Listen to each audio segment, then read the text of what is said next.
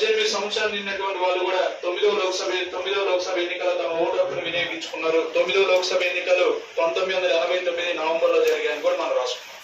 Right. 9th Lok Sabha దగ్గర నుంచి భారతదేశంలో సంకీర్ణ ప్రభుత్వాలు ఏర్పడతాం. వీళ్ళందరూ కూడా సంకీర్ణ ప్రభుత్వం ద్వారా సంకీర్ణ పార్టీల ద్వారా ప్రభుత్వాన్ని ఏర్పాటు చేసినటువంటి వాళ్ళు. రైట్. సో అయితే వీళ్ళు ఖచ్చితంగా ఒక నెలలోపు ఎక్కడ మెజార్టీని నిరూపించుకోవాలి? సో మెజార్టీ లేకపోతే ఖచ్చితంగా వీళ్ళు పదవికి రాజీనామా చేయాలి. సో జాగ్రత్తగా నుంచి ఇక్కడ ఇంకో విషయం కూడా చెప్పుకోవచ్చు. జనరల్ గా మరి ఒక ప్రధాని మరియు మంత్రిమండలి పదవి లోక్సభతో సమానంగా ఉంటుంది, అవునా కదా? సో అంటే అంత ఎన్ని సంవత్సరాలు? 5 years. కానీ ఇక్కడ 1989 విపి సింగ్, ఇక్కడ 1990 చంద్రశేఖర్. సో ఎంతకాలం మాత్రం కొనసాగిన? 1 year. ఇక్కడ 1990లో చంద్రశేఖర్, మళ్ళా 1991లో పివి నరసింహన్. ఈయన ఎంతకాలం కొనసాగాడు? 1 year.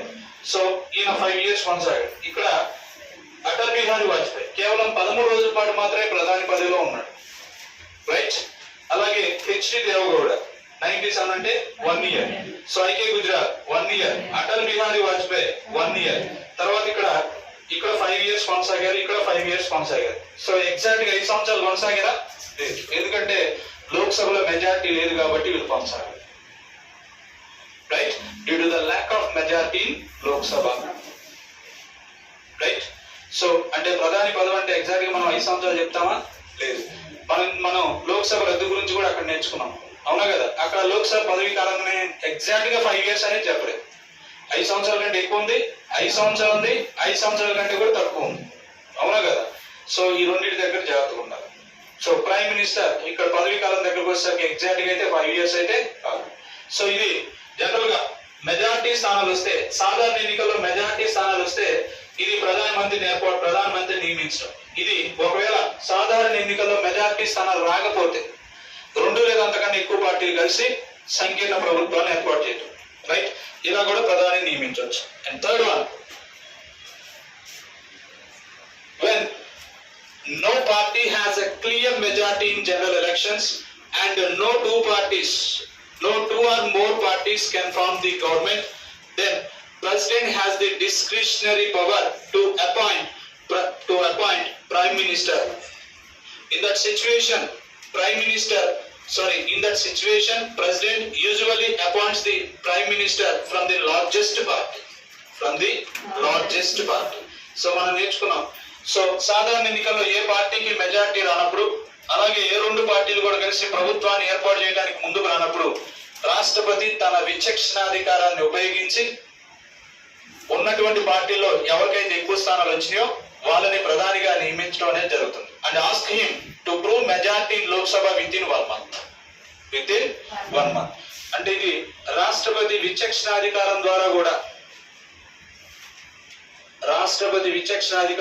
కూడా ప్రధానమంత్రి నియమించడం అనేది జరుగుతాం. మరి రాష్ట్రపతి విచక్షణాధికారం ద్వారా నియమించినటువంటి ప్రధానులు ఎవరు? రాష్ట్రపతి విచక్షణాధికారం ద్వారా నియమించినటువంటి ప్రధానమంత్రి 1979 చరణ్ సింగ్, 1996 అటల్ బిహారీ వాజ్పేయి.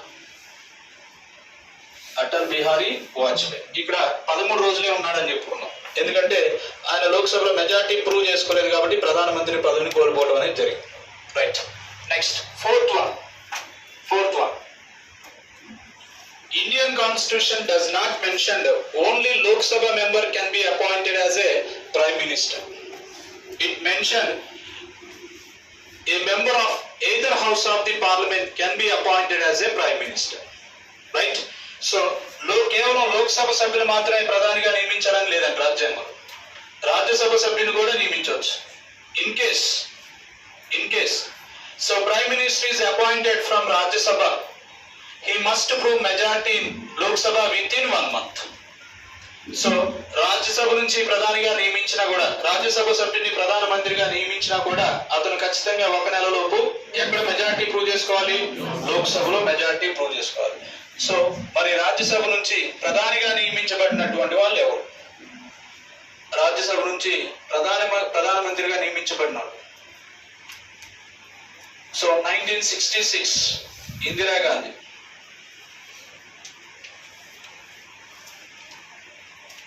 1966 1996 హెచ్డి దేవగౌడ.